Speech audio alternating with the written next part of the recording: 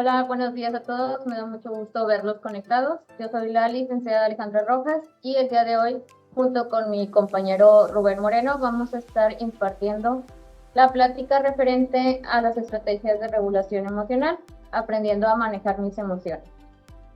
Tienen cualquier duda, la pueden poner ahí en el chat y va a haber una sesión al final para responder las preguntas que puedan existir. Vamos a iniciar primero con la definición de la regulación emocional. Esta regulación es un proceso adaptativo del ser humano que permite ejercer un control emocional ante ciertas situaciones o circunstancias de la vida. Este tipo de control puede ser efectivo o adaptativo, o también puede ser ineficaz y disfuncional. Voy a iniciar con el tipo de control ineficaz o disfuncional, que es el que más se suele presentar, sobre todo en la parte de la consulta. En una regulación afectiva desadaptativa, las personas tienden a evitar y a reprimir sus emociones. ¿Qué quiere decir esto? Que es cuando emitimos comentarios como, pues a mí no me afecta nada, yo soy muy fuerte, todo está bien, no necesito de nadie, yo todo lo puedo resolver, etcétera. Entonces tendemos a reprimir nuestras emociones y nos puede costar pedir ayuda, pero la realidad es que esta emoción de todas maneras va a salir, solo que sale de una forma poco saludable. Por ejemplo, puede salir con un consumo de sustancias. Cuando la gente está muy ansiosa o trae alguna problemática de fondo que no sabe cómo resolver, a veces inician el consumo de alcohol o lo incrementan, o algunas otras sustancias, e inclusive también lo vemos mucho en el consumo de más alimentos. Es cuando estamos ahí comiendo de más o dulcitos, etcétera.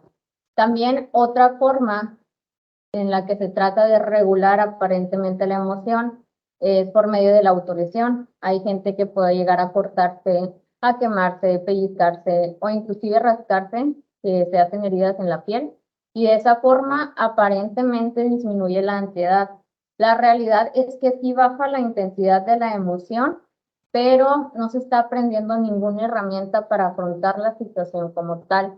Es por eso que estas estrategias se consideran, como disfuncionales, porque realmente no se está adquiriendo nada para resolver las situaciones que se me están presentando.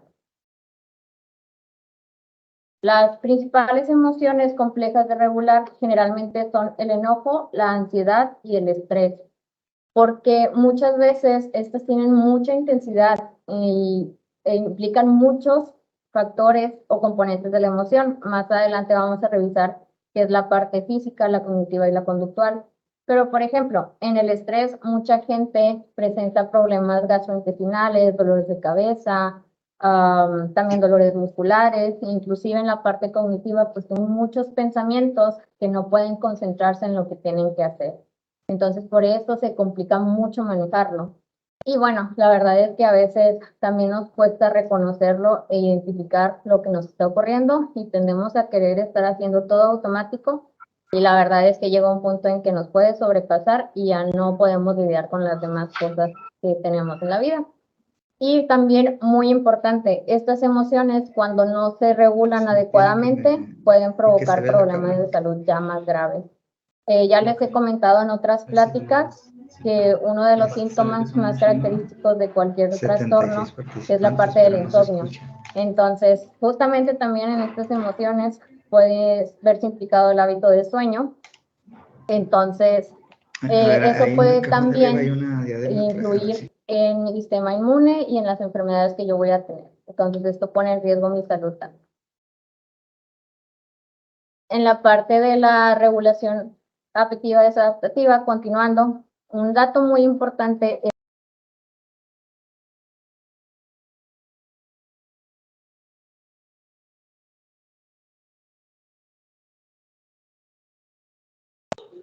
¿Te dejó de escuchar? No se escucha.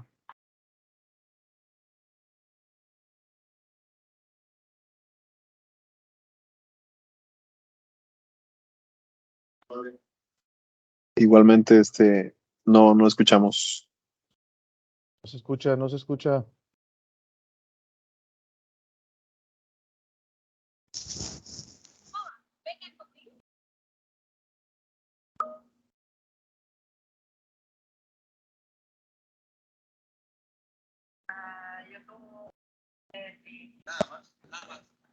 No se escucha.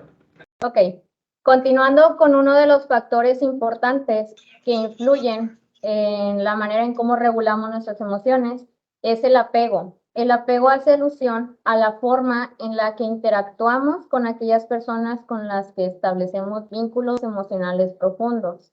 Esto se da en la primera infancia y es con la figura del cuidador principal. Puede ser nuestro papá, nuestra mamá, ambos, o hay circunstancias que ocurren y a veces tendrían que ser los abuelos o algún otro familiar. Hay diferentes tipos de apego, voy a informar un poquito al respecto. El primero es el apego seguro, recordando que esto es en la infancia. Entonces, en el apego seguro, el niño percibe una incondicionalidad de los cuidadores, se siente querido, aceptado y, muy importante, hay constancia en las conductas de cuidado y seguridad.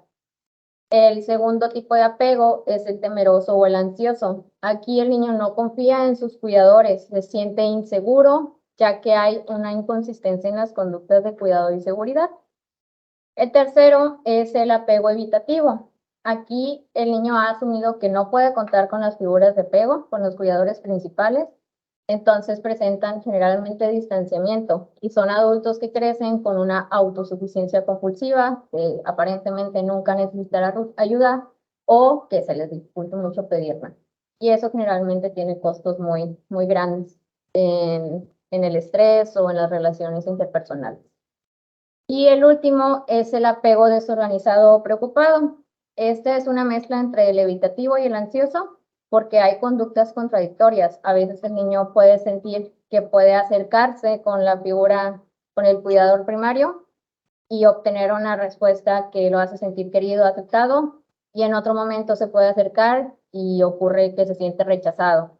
Entonces, por eso hay una pérdida de confianza e inclusive puede haber un abandono emocional o físico.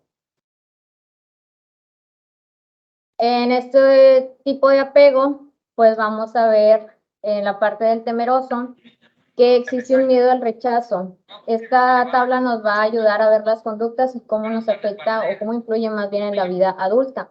Tomando este último que yo les comentaba, si vemos en el último cuadrante del lado derecho, está el apego temeroso. Les voy a pedir que nos fijemos también en la escalita que está del lado izquierdo, donde dice percepción de los demás y evitación.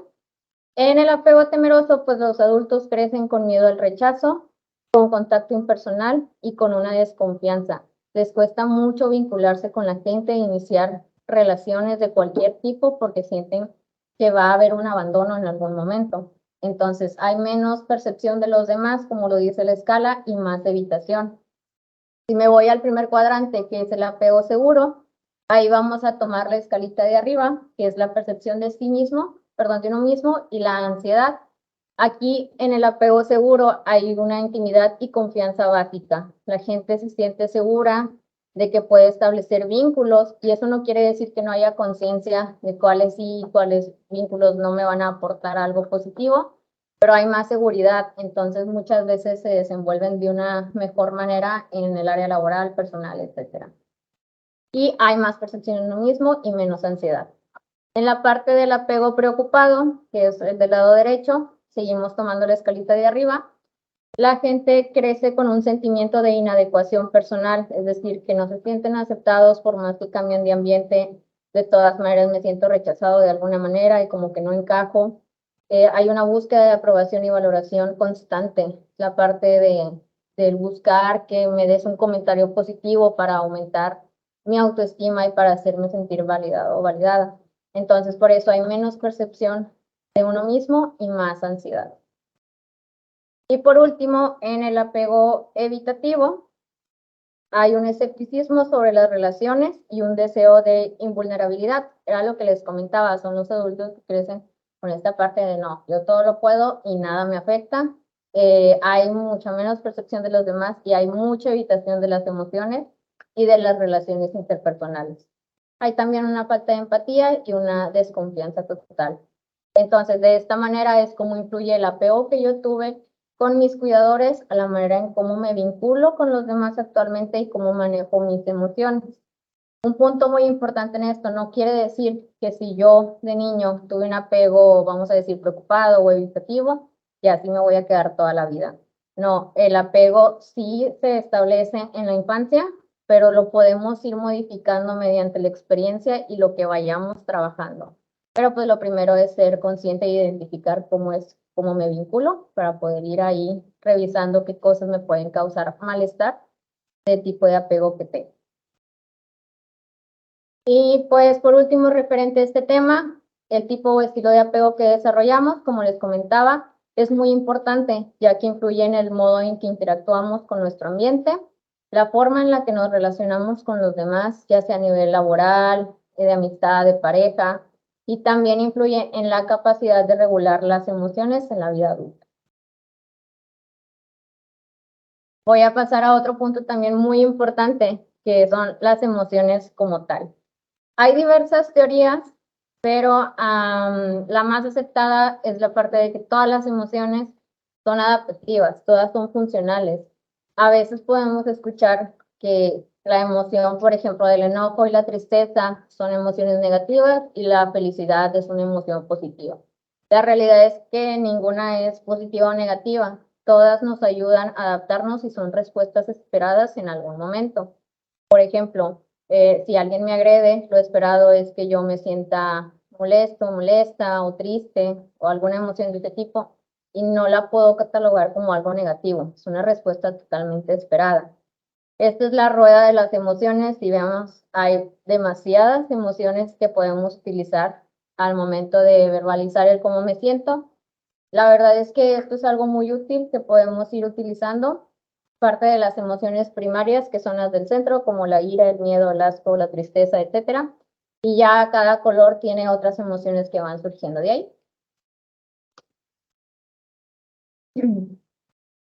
En la parte de los componentes de las emociones que les mencionaba anteriormente, vamos a considerar tres. El primero es el componente físico. Estas respuestas son automáticas, aparecen involuntariamente en nuestro cuerpo y no las podemos controlar porque no piden permiso para entrar, entonces aparecen así.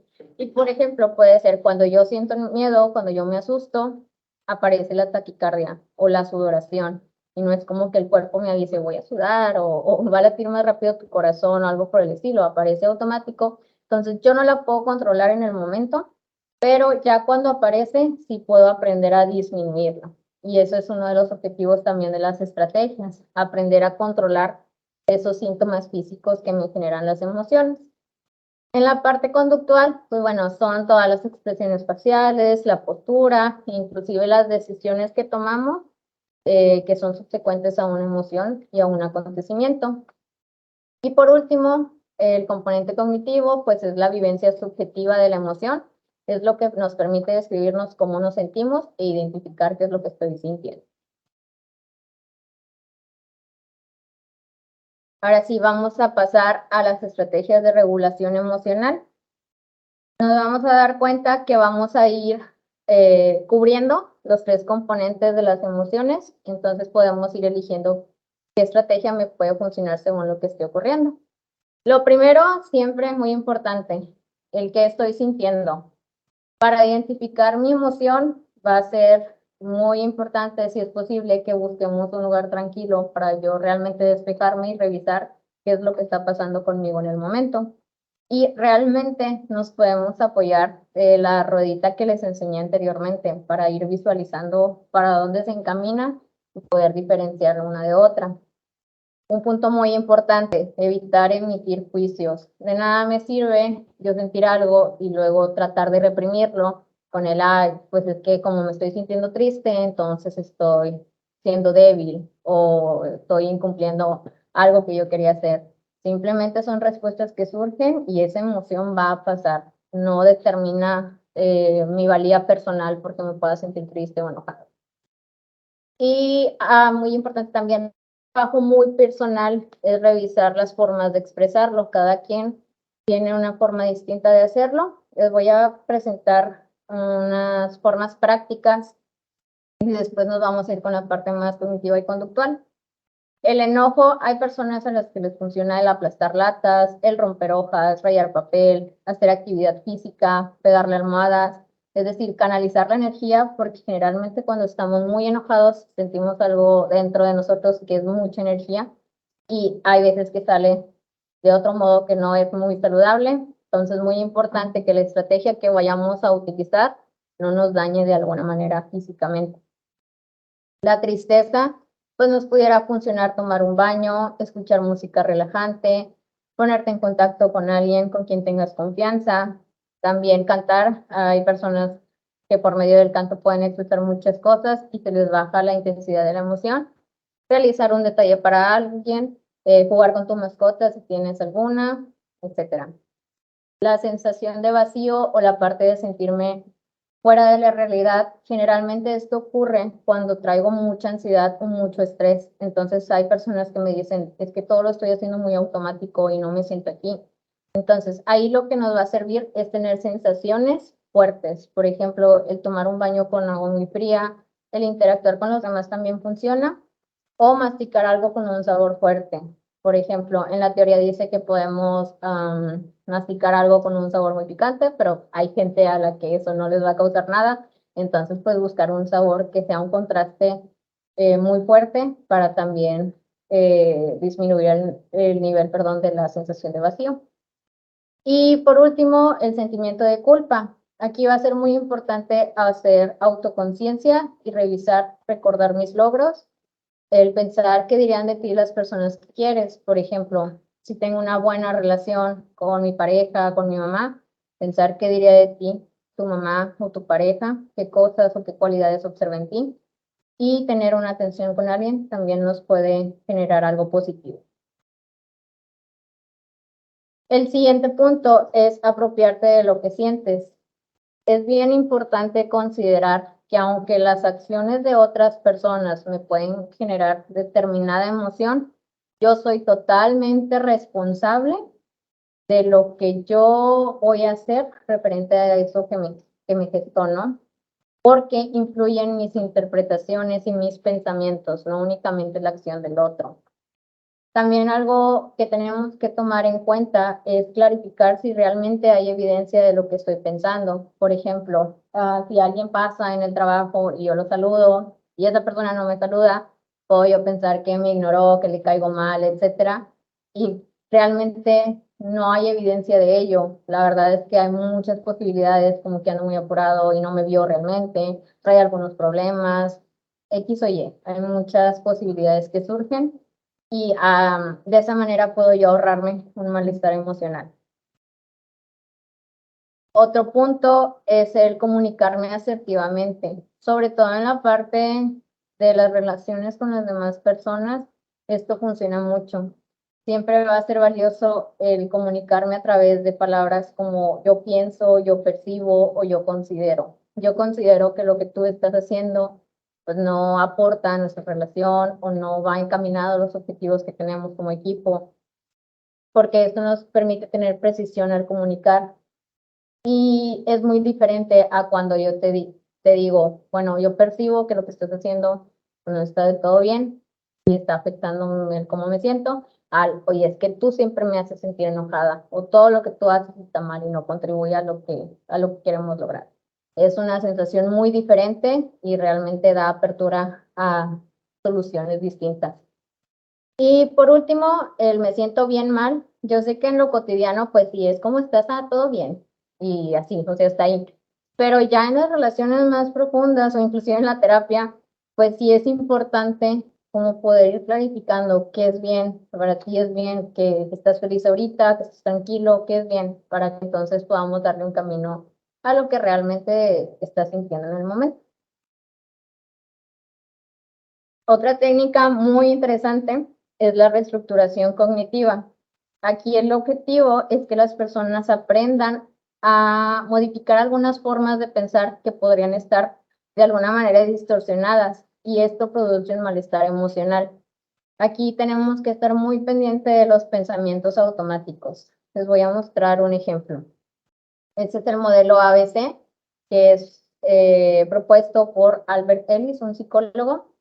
Aquí vamos a tomar en cuenta el acontecimiento, la creencia y la consecuencia. La B es por beliefs en el inglés. Entonces, el acontecimiento es cualquier situación que puede estar ocurriendo. Por ejemplo, mi pareja me llama para cancelar una cita importante. Eso es lo que ocurrió.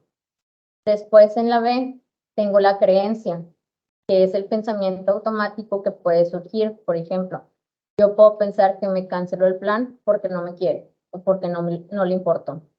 Eso me va a generar una consecuencia, una emoción que puede ser tristeza.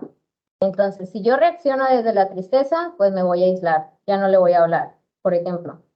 Y si reacciono desde el enojo, de que me canceló porque nunca respeta nuestros acuerdos, que no le importan las cosas que tenemos como pareja, pues probablemente voy a iniciar un conflicto, voy a subir la voz, va a haber una pelea.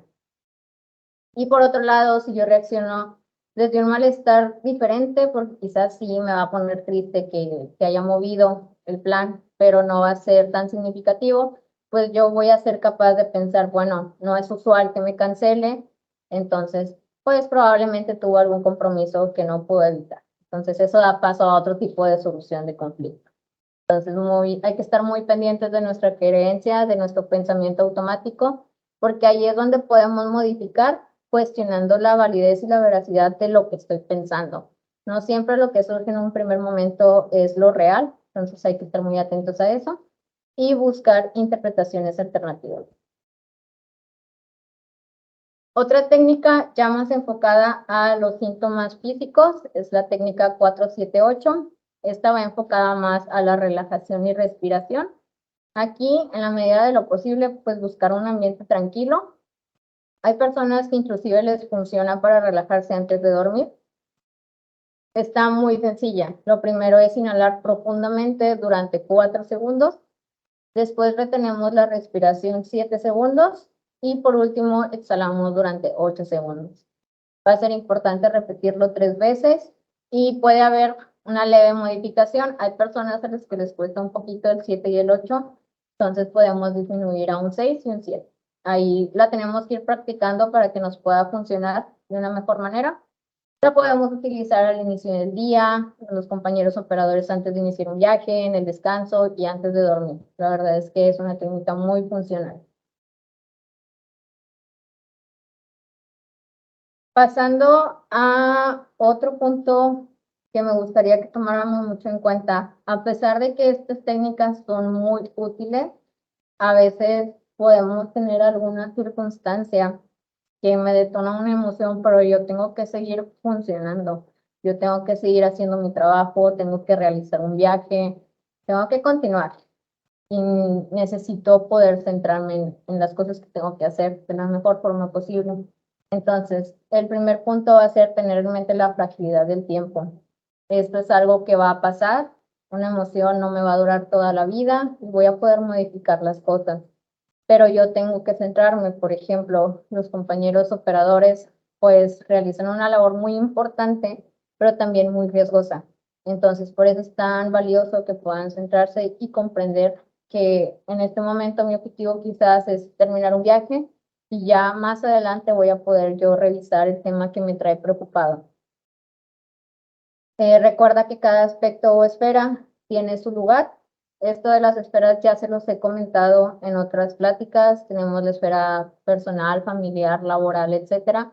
Entonces, cada una tiene un lugar y el espacio que le hemos otorgado. Es importante no descuidarlas porque si dejamos de lado totalmente a una, muy probablemente se va a ver muy afectada esa condición. Recuerda este aspecto, que siempre va a haber tiempo para todo y esto no significa que no importe lo que sientes o el problema que traigas. Va enfocado a que procuremos las demás circunstancias y las demás esferas para que después, por ejemplo, si yo traigo un problema familiar, porque eso me agobió mucho, no vaya a traer ahora un problema también laboral. Entonces, va enfocado a ese aspecto. La rumiación del pensamiento, que es estar dándole vueltas a la situación, generalmente no permite solucionar. Yo puedo pensar en un problema 5, 10, 15, 20 veces y ya para la quinta no encontré una solución. Entonces solo me estoy agobiando y causando más malestar. Entonces necesito yo darle el tiempo determinado a este problema en un ambiente donde pueda yo estar centrado totalmente Entonces, si en este momento necesito trabajar, pues bueno, primero resolver esta parte y luego ya podré ir a resolver lo demás.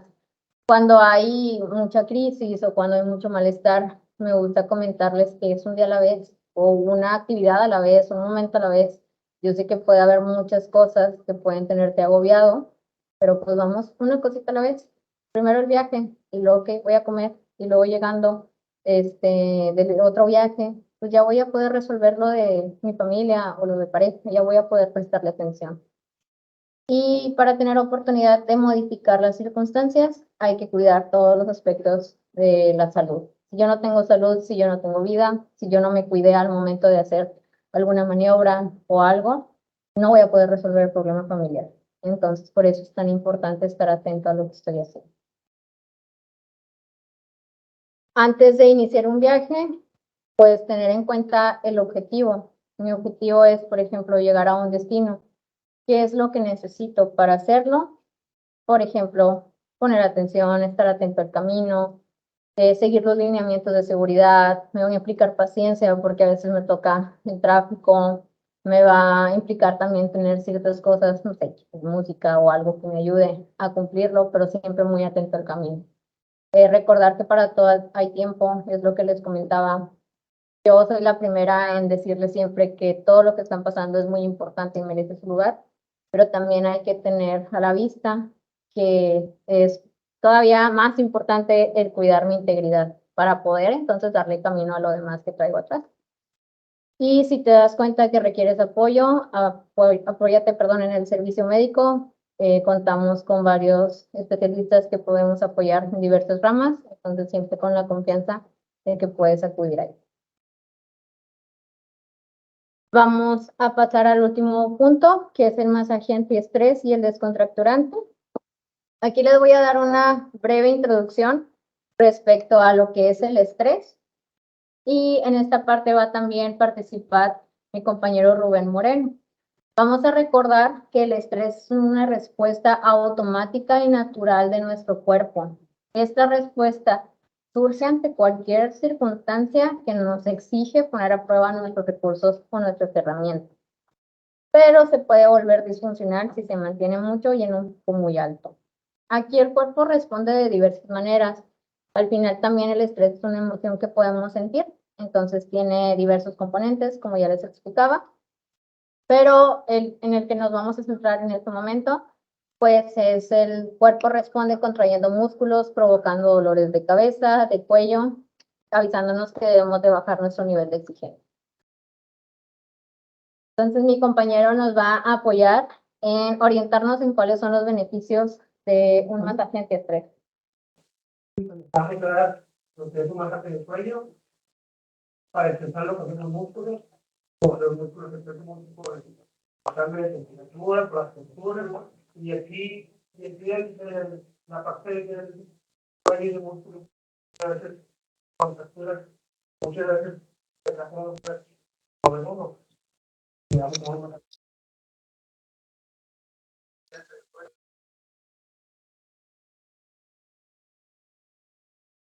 Le damos pasamientos para que la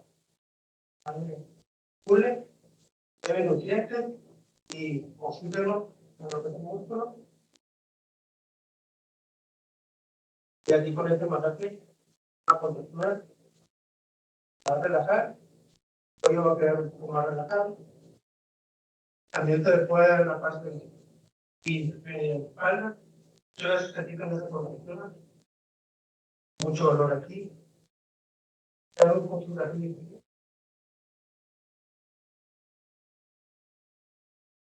Todas las contracturas de postura es por muchas cosas por el cambio de temperatura, la contractura lo que es la parte baja, porque es de administrativos, administradores, la contractura, todo lo que la parte baja de aquí, me ayuda mucho a la circulación.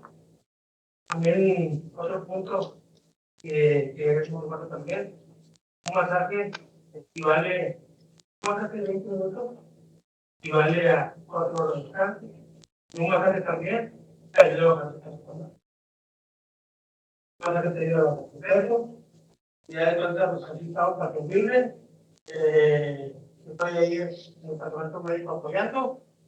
Y espero que vayan porque es un beneficio que te da la empresa. Es una prestación muy buena. Pero esperamos. Gracias.